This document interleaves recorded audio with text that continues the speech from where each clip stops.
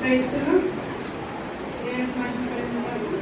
ప్రభు యేసుక్రీస్తు వారి శిలువపై 6వ మాట చదువుతున్నామండి.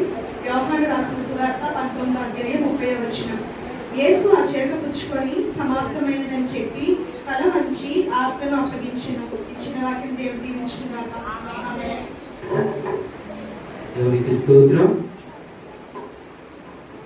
అలాగే ఈ అవకాశం ఇచ్చిన మరి ఆత్మీయ తండ్రి గారికి నా హృదయపూర్వక వందనాలు. అలాగే సంఘ పెద్దలకు నా హృదయపూర్వక వందనాలు. సంఘస్థులందరూ కూడా నా హృదయపూర్వక వందనాలు చెల్లించుకుంటున్నాను. నాకు ఇచ్చిన మాట 6వ మాట, యేసుక్రీస్తు శిలువలో పలికిన ఆ యొక్క 6వ మాట మనం చూసుకున్నట్లయితే యోహాను సువార్త 10వ అధ్యాయం 30వ వచనం చూసినట్లయితే ఎవరైనా చదవగలరా? యేసు ఆ చెరక పుచ్చుకొని సమాప్తమైనదని చెప్పి తల వంచి ఆత్మను అప్పగించాడు. ప్రియమైన సహోదరులారా, ఇప్పటి వరకు మనం 5 మాటలు విన్నాం. యేసుక్రీస్తు శిలువలో పలికిన 7 మాటల్లో అతి ప్రాముఖ్యమైనది, చాలా ముఖ్యమైన మాట ఏదైనా ఉందంటే అది సమాప్తమైనది 6వ మాట.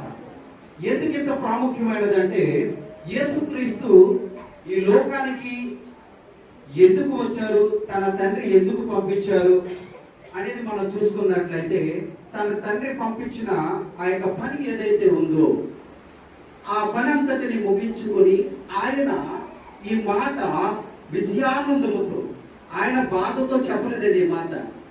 ఆ శిలువలో ఉంటూ బాధపడ్డారనుకుంటారేమో ఎవరైనా, కానీ ఈ మాట మనం చూసుకున్నట్లయితే యేసుక్రీస్తు విజయంతో చెప్పిన మాట, సమాప్తమైనది. అంతేకాదు ఆనందంతో చెప్పిన మాట కూడా దీన్ని మనం చూసుకోవచ్చు. ఎందుకంటే తన తండ్రి ఇచ్చిన మాట ఏదైతే ఉందో, తన తండ్రి తనకి ఏదైతే పని అప్పగించాడో ఆ పనిని ఆయన ముగించినప్పుడు ఆయన సంతోషముతో సమాప్తమైనది అని ఆయన చెప్పడం అనేది మనం చూస్తున్నాం.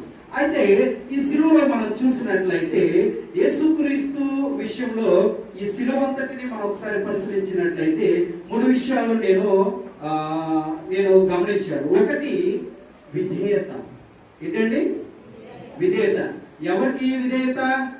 తన తండ్రి విషయంలో తన తండ్రి ఏదైతే కొడుకుకి అప్పగించాడో ఆ పని విషయంలో తన తండ్రికి ఏం చూపించారండి? విధేయత చూపించాడు. తండ్రి చిత్తాన్ని నెరవేర్చడంలో విధేయత చూపడం అనేది మనం చూస్తున్నాం. అలాగే రెండో విషయం చూసినట్లయితే త్యాగం. ఏ విషయం అండి? రెండోది త్యాగం. ఆ త్యాగము పాప పరిహారార్థ బలిగా ఆయన తనను తాను అర్పించుకోవడం అనేది ఒక త్యాగం. ఎందుకంటే తను ఈ లోకానికి ఒక మనిషి కుమారుడిగా వచ్చి తను మరణిస్తాడని తెలుసు, ఎటువంటి మరణంలో ఎటువంటి శ్రమలు ఉంటాయో తెలుసు, అవన్నీ తెలుసు కూడా ఆయన అక్కడ వెనుతిరగక తన తండ్రికి యొక్క మాటకు విధేయత చూపిస్తూ త్యాగముగా ఆయన తనను తాను అర్పించుకునేమనేది మనం ఇక్కడ చూస్తున్నాం. అలాగే మూడోది చూస్తున్నట్లయితే విముక్తి. ఏంటండి? విముక్తి. మన పాపము అప్పు నుండి ఆయన విడుదల చేయడం. ఎవరికి విముక్తి అండి ఇది? ఎవరికి? మనకి. మనం ఏదైతే పాపము అప్పు ఏదైతే ఉందో ఆ అప్పు నుండి మనల్ని విముక్తి చేయడం అనేది మనం చూస్తున్నాం. ఏ విషయాలంటే 3 విషయాలు. ఒకటి విధేయత, 2 త్యాగం, 3 విముక్తి.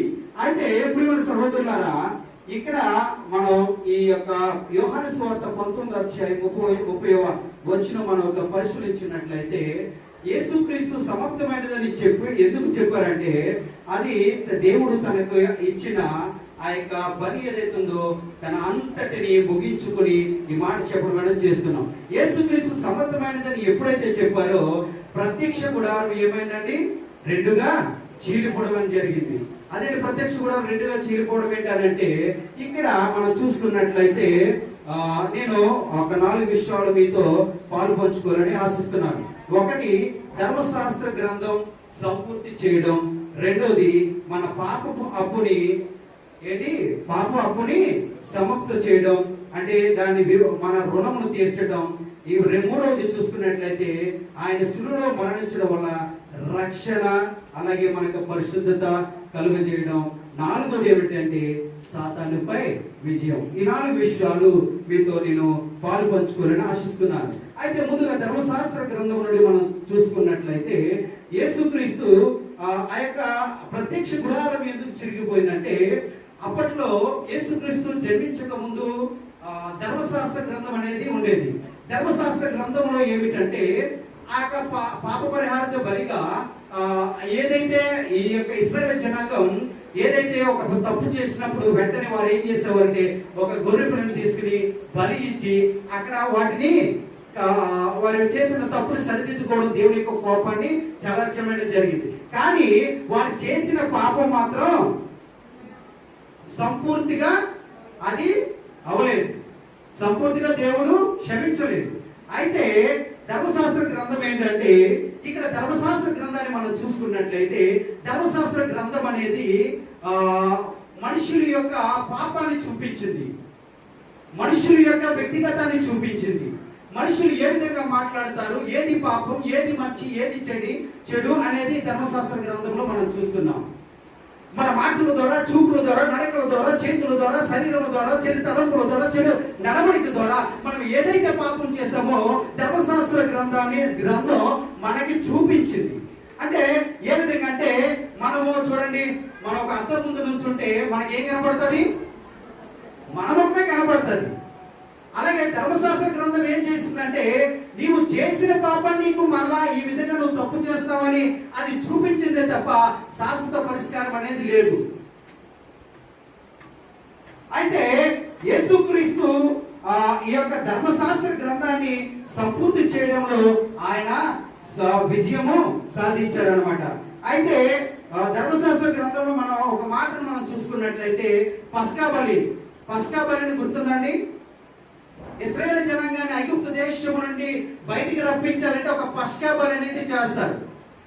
ఆ బలి ఎందుకు చేస్తారంటే, దేవుడు యెహోవా దేవుడు ఆ ఇశ్రాయేలు జనాంగానికి ఒక మాట చెబుతాడు, ఇదిగో ఈ రాత్రి కాలమందు నేను ఒక మరణ దూత పంపిస్తున్నాను, ప్రతి ఒక్క కుటుంబంలో మొదటి వ్యక్తి ఎవరైతే ఉన్నారో వారు మరణించడం అనేది జరుగుతుంది అని చెప్తాడు.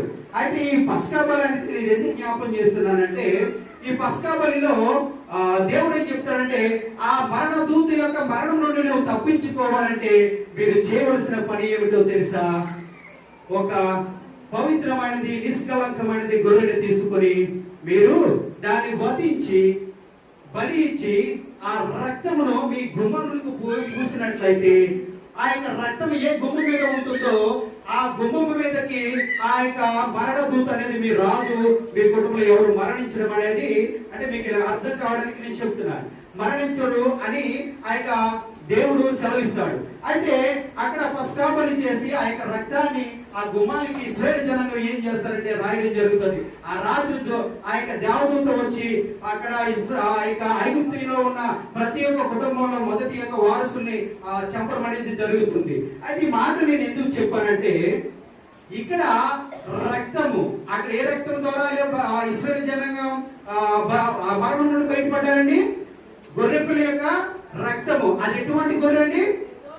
నిర్దోషమైనది, నిష్కలంకమైనది, పవిత్రమైనది గొర్రె రక్తము ఆ యొక్క గుమ్మములకు ఎప్పుడైతే పూయబడి ఉందో ఆ మరణం నుండి ఇశ్రాయేలు జనాంగం తప్పించుకున్నారు. అలాగే యేసుక్రీస్తు మన యొక్క పాపములు ధర్మశాస్త్ర గ్రంథం ఎత్తి చూపింది, మనకు చూపించింది, కానీ శాశ్వతమైన పరిష్కారం అనేది చూపలేదు. అందుకే యేసుక్రీస్తు ఈ లోకమునికి ఒక మనిషి కుమారుడిగా వచ్చి ఆయన రక్తము చిందించడం వలన, శిలువలో ఆయన త్యాగం చేయడం వలన, ఆయన బలియాగం అవడం వలన ఆ రక్తము ద్వారా నీవు మరణం నుండి తప్పించబడ్డావు. ఎక్కడ తప్పించబడ్డారండి? దేని వల్ల? యేసుక్రీస్తు రక్తము వలన. అయితే ఇక్కడ మనం కొన్ని విషయాలు మనకు చూసుకుందాం. యేసుక్రీస్తు అసలు ఈ లోకంలోకి వచ్చిన తర్వాత ఆయనతో విశ్రాంతి దినమందు ఒక యెషయా గ్రంథం ద్వారా దేవుడు ఒకసారి జ్ఞాపకం చేస్తాడు. ఒకసారి చూడమా, ఈ లోక సువార్త 4వ అధ్యాయం 4వ అధ్యాయం 16 నుండి 19 వరకు మనం ఒకసారి చూసినట్లయితే, తరువాత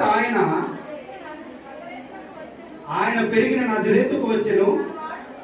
తన వాడుక చొప్పున విశ్రాంతి దినమందు సమాజ మందిరంలోనికి వెళ్ళి చదువుటకై నిలుచుండగా ప్రవక్త అయిన యెషయా గ్రంథము ఆయన చేతికి ఇయ్యబడెను. ఆయన గ్రంథము విప్పగా, ప్రభు ఆత్మ నా మీద ఉన్నది, పేదలకు సువార్త ప్రకటించుటకై ఆయన నన్ను అభిషేకించెను. చెరలోనున్న వారికి విడుదలను, గురుడి వారికి చూపును ప్రకటించుటకును, నలిగిన వారిని విడిపించుటకును, ప్రభుహిత సంవత్సరం ప్రకటించుటకును ఆయన నన్ను పంపి ఉన్నాడని యెషయా గ్రంథములో, యేసుక్రీస్తు ఈ భూమి మీదకి రాయక ముందే యెషయా గ్రంథములో తండ్రి రాసి ఉంచారు. యేసుక్రీస్తు ఈ లోకానికి ఎందుకు వచ్చారంటే ఆయన పేదలకు సువార్త ప్రకటించడానికి, అలాగే చెరలో ఉన్న వారికి విడుదల చేయడానికి. ఏదైతే పాపం అనే చెరలు, సాతాను సంఖ్యలో ఎవరైతే ఉన్నారో, నరకానికి పాత్రులైపోతున్న ఎవరైతే ఉన్నారో వారిని విడిపించడానికి, విడుదల చేయడానికి ఆయన ఈ లోకానికి రావడం అనేది ఆ యొక్క యెషయా గ్రంథం ద్వారా చెప్తున్నారు. అలాగే గుడ్డి వారికి చూపును, అలాగే నలిగిన వారిని విడిపించటకును, ఎవరైతే కష్టాల్లో, బాధల్లో, శ్రమల్లో, శోధనలో ఎవరైతే ఉన్నారో వారందరినీ విడిపించటకు ఆయన లోకమునకు వచ్చి ఉన్నారని ఆ యొక్క యెషయా గ్రంథములో యేసుక్రీస్తు ఆ యొక్క సమాజ మందిరములో విశ్రాంతి దినమందు ఆ యొక్క మందిరములకు వెళ్ళినప్పుడు అక్కడ బైబిల్ చదువుతుండగా యెషయా గ్రంథం ఆయనకి ఇచ్చినప్పుడు ఈ మాట ఆయన చదవడం అనేది జరిగింది. అయితే మనం ఇంకో మాట చూసినట్లయితే ఈ ధర్మశాస్త్రం ఏ విషయంలో ఆయన సమాప్తి చేశాడు అనేది ఇంకో మాట చూద్దాం. మత్తయి సువార్త 5వ అధ్యాయం 17వ వచనం మనం చూసుకున్నట్లయితే, ధర్మశాస్త్రమునైనను ప్రవక్తల వచనమునైనను కొట్టివేయవచ్చితినని తల వంచవద్దు, నెరవేర్చుడికే గాని కొట్టివేయుటకు నేను రాలేదు. ఇక్కడ దేవుడు ఏమంటున్నాడంటే ధర్మశాస్త్రాన్ని ఎందుకు సమాప్తం చేశారంటే ఆయన ధర్మశాస్త్రమును ప్రవక్తల వచనములను నేను కొట్టివే వచ్చినని తల వంచవద్దు. ధర్మశాస్త్ర గ్రంథంలో ఏదైతే యేసుక్రీస్తు రాకముందు ఏదైతే ఆయన వస్తారో, ఎలా బలి అర్పించుకుంటారో, ఎలా మరణిస్తారో, ఆయన మరణించడం వల్ల మనకి ఏ ఉపయోగాలు ఉన్నాయో ఆ ధర్మశాస్త్ర గ్రంథంలో రాసిన మాటలను బట్టి, అలాగే ప్రవక్తలు మాట్లాడిన మాటలను బట్టి ఆయన ఏం చేస్తుంటే వాటి ఏటిని నేను కొట్టివేయటం లేదు, నేను వాటిని నెరవేర్చడికే గాని కొట్టివేయటకు నేను రాలేదు. ఆయన నెరవేర్చి ధర్మశాస్త్ర గ్రంథాన్ని సంపూర్తి చేయడం అనేది మనం చూస్తున్నాం. అలాగే ఇంకో మాట చూడండి, 17:4 యోహాను సువార్త 17:4 చూడమా.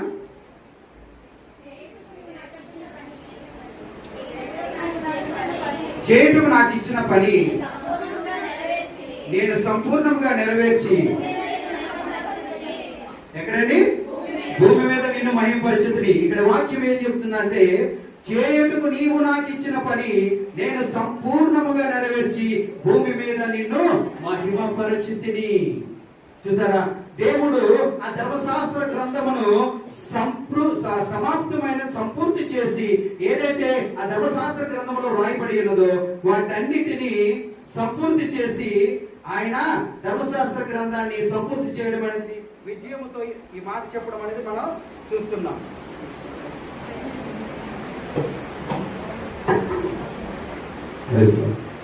అయితే ఇక్కడ మనం ఏం చూస్తున్నామండి, ఆయన భూమి మీద నిన్ను మహిమపరచితిని, ఆయన నీవు నాకు ఇచ్చిన పని నేను సంపూర్ణముగా నెరవేర్చి భూమి మీద నిన్ను మహిమపరచితిని.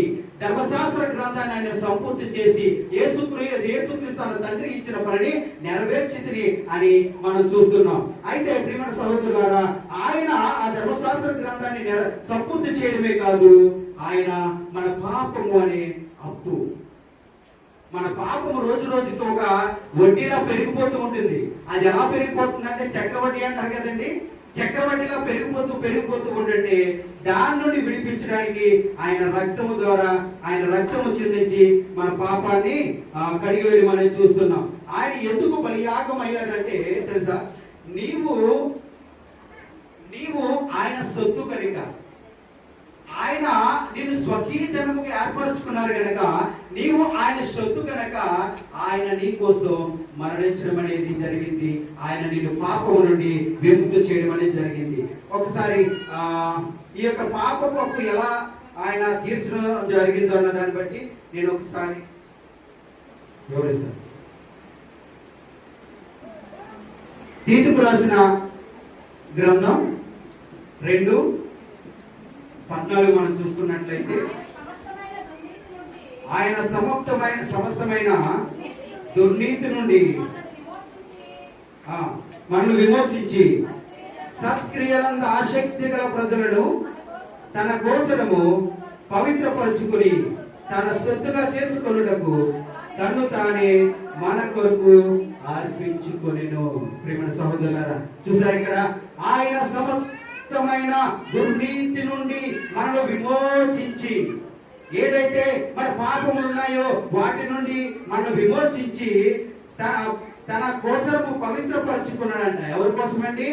ఆయన తన రక్తాన్ని కార్చి ఆయన పాపమనే అప్పును తీర్చి ఆయన మనల్ని ఏం చేశాడు?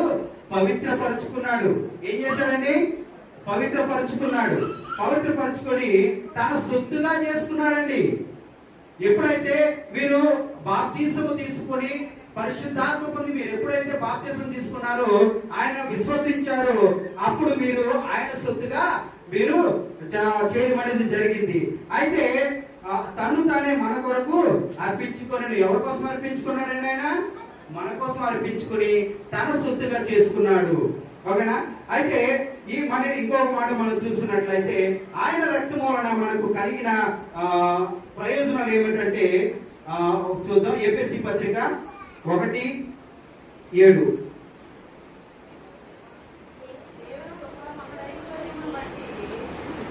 దేవుని కృప మహా దైశ్వర్యమును బట్టి ఆ ప్రియయందు ఆయన రక్తము వలన మనకు విమోచనము, అనగా మన అపరాధములకు క్షమాపణ కలిగి ఉన్నది.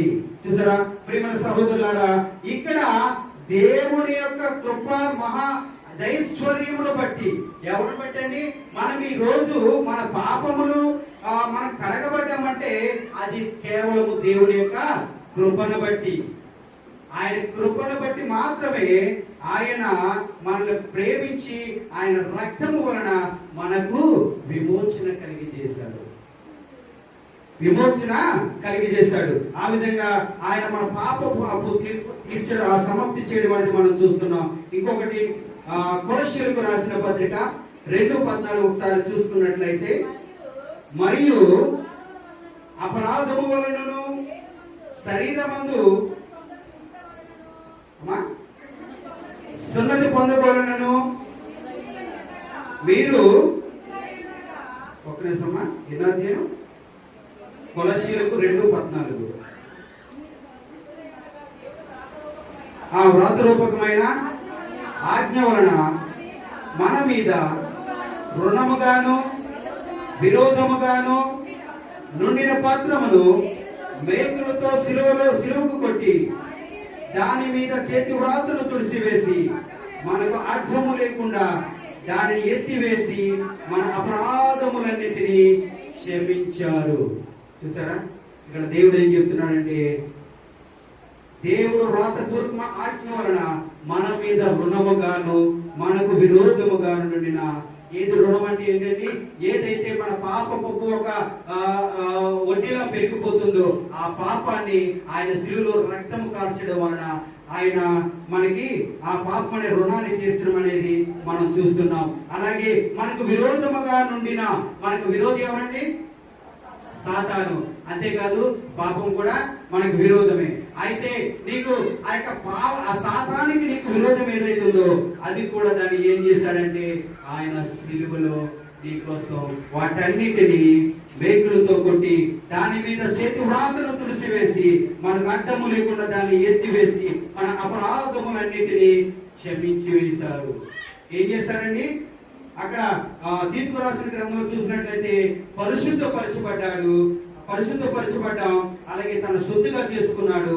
అలాగే ఎఫెసీయులో చూసినట్లయితే ఆయన విమోచన, తన రక్తం వల్ల విమోచన కలుగజేశారు, మన అపరాధములను క్షమించబడేలా చేశారు. అలాగే ఈ కొలస్సీలో కూడా చూసినట్లయితే మనల్ని క్షమించి ఆయన సొత్తుగా తన బిడ్డలుగా చేసుకోవడం అనేది మనం ఇక్కడ చూస్తున్నాం. మన శిక్ష ఆయన భరించి మనకి క్షమాపణ అనేది ఆయన ఇవ్వడం జరిగింది. అయితే ప్రియమైన సహోదరులారా, ఇంతకు ముందు ఆ యొక్క ధర్మశాస్త్ర గ్రంథంలో ఎన్నో బలులు అర్పించడం జరిగేది. అయితే ఇప్పుడు ఏంటంటే యేసుక్రీస్తు ఎప్పుడైతే శిలువలో మరణించడం జరిగిందో ఇక మనం శాశ్వతమైన బలి జరిగింది, మనకి శాశ్వతమైన పరిహారం జరిగింది. కాబట్టి ఇక మనం ఏ బలిలో అర్పించవలసిన పని లేదు, ఎక్కడికెక్కడో తిరిగి రావాల్సిన పని లేదు.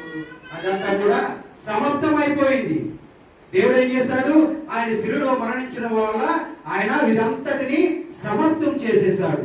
అయితే ఇక మనం ముందుకు వెళ్ళినట్లయితే ఈయన యేసుక్రీస్తు మన పాపపు రుణమును తీర్చడం వలన, ఆయన శిలువలో మరణించడం వలన మనకి కలిగిన ప్రయోజనం ఏంటి ఒకసారి చూసి నేను ముగించేస్తానండి. ఒకసారి చూడండి, హెబ్రీ రాసిన గ్రంథం 10:10 ఒకసారి చదవనమ్మా.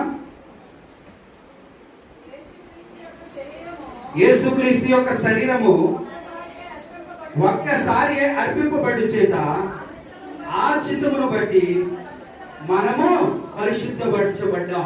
ఒకప్పుడు నీవు ఈ లోక సంబంధమైన పాపంలో పడిపోతూ ఈ లోకంలో పాపమనే బొట్టులో దొరుకుతున్న నిన్ను, మరణానికి పాత్రనైపోతున్న నిన్ను, ఆ యొక్క నరకానికి పాత్రనైపోతున్న నిన్ను యేసుక్రీస్తు ఏం చేశారంటే ఆయన ఒక్కసారి మాత్రమే ఆయన బలి అర్పించుకోవటం వల్ల, ఆయన ఒక్కసారి మాత్రమే తనను తాను అర్పించుకోవటం వలన మనము పరిశుద్ధపరచబడ్డాం. ఈ దినమంది పరిశుద్ధ స్థలంలో పరిశుద్ధులందరితో కూడి ఆయన స్తుతించడం అనేది ఇక్కడ మనం చూస్తున్నాం. అయితే మరొక మాట మనం చూసుకున్నట్లయితే రోమా 5:1 మనం చూసుకున్నట్లయితే, సమయం అయిపోతుంది, నేను ముగించేస్తున్నానండి.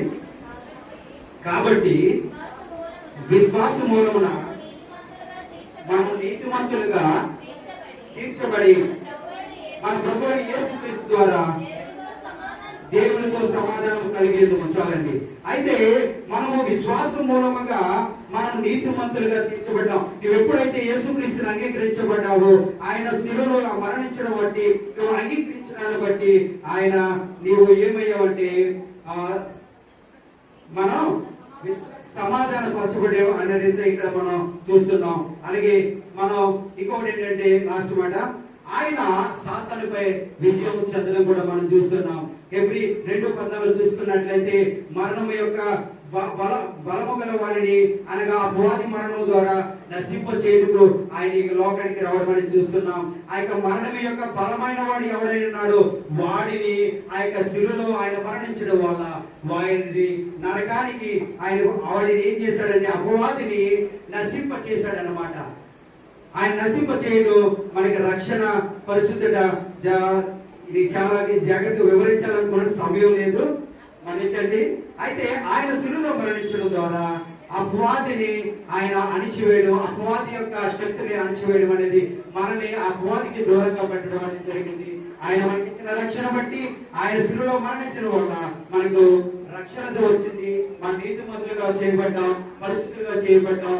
వీటన్నిటిని కూడా మనం జ్ఞాపకం చేసుకొని మనం దేవుళ్ళు ఈ యొక్క రక్త ఆయన శిలువను ఒకసారి జ్ఞాపకం చేసుకుని మనం కూడా ఈ లోక సమయంలో పాపం అనే వాటికి దూరంగా ఉంటూ మనం కూడా పరిశుద్ధిగా నీతిమంతులుగా ఉండాలని ఇచ్చిన వాక్యం దేవుడు దీవించును గాక. ఆమేన్.